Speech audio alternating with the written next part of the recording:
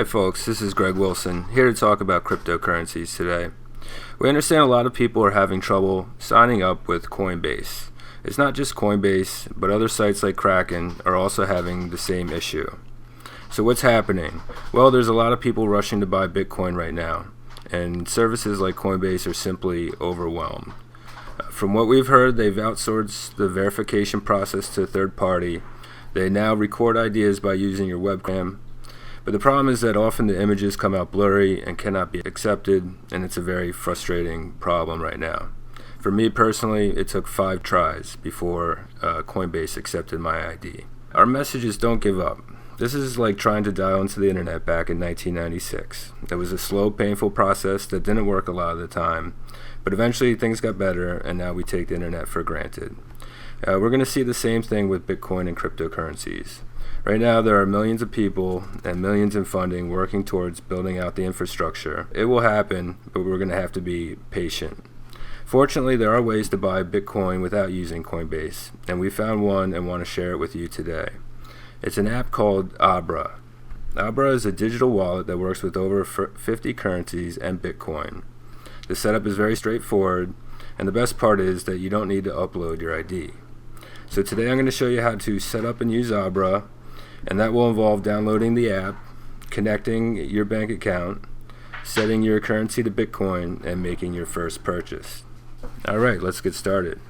So to start, you'll want to go to the App Store on your phone, and then in the search bar, type in Abra, and here's a picture of what Abra will look like in the App Store.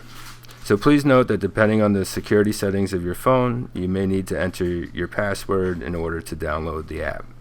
So go ahead and click on the Get button or the Download button, and you'll see the app downloading on your phone. This will just take a minute.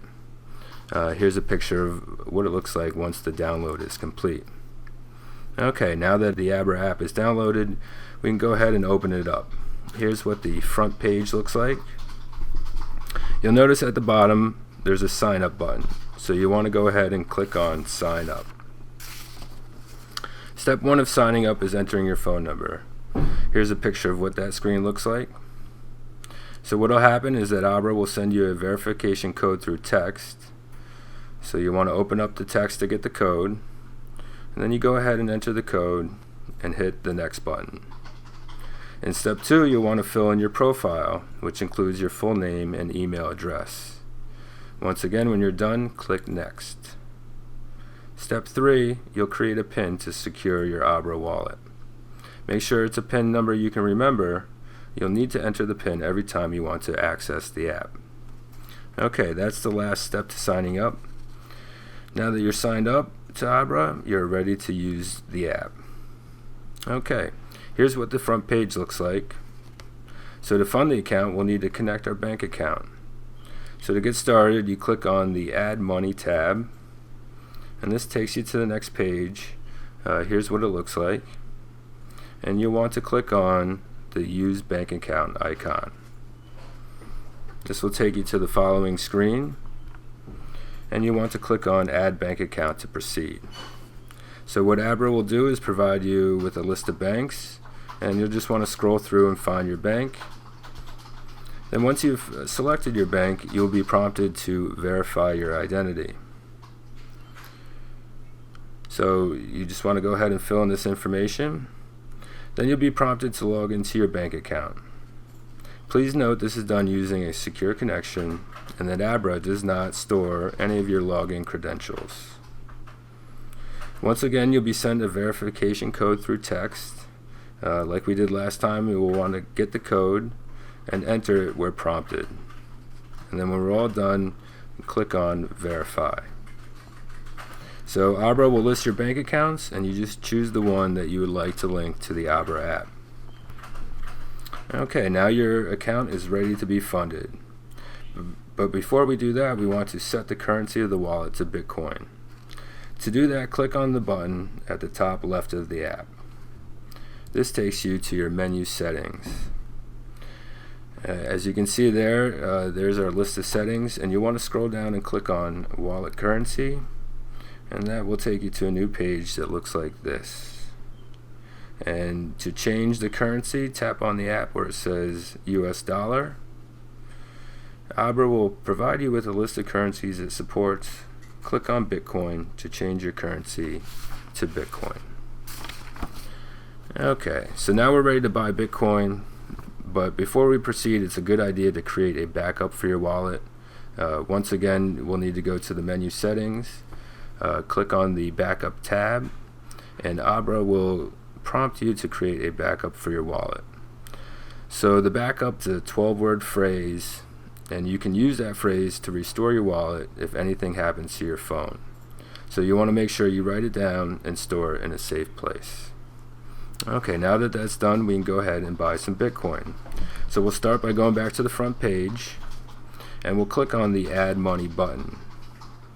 Then you'll be asked how you want to buy. Click on Use Bank Account, and that will bring up the bank account that you connected to your account. Click on that bank account to proceed.